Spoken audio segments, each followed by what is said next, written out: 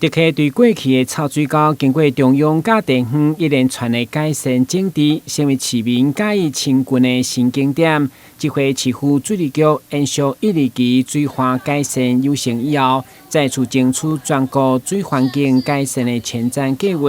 到2亿4千多万，19号上午正式开工。1动府开工顺利，2动府动府平安，3动府一切圆和吉祥，掌声鼓励，谢谢。大家可以看到竹溪的前后，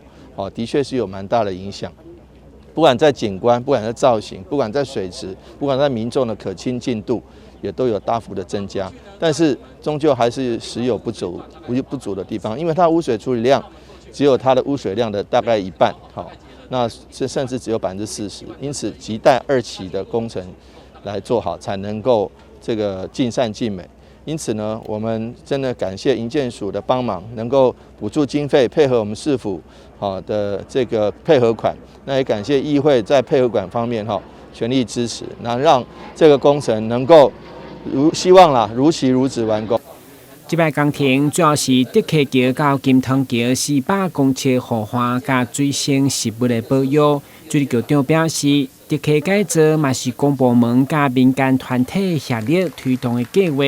重新建立人加水加自然的对话。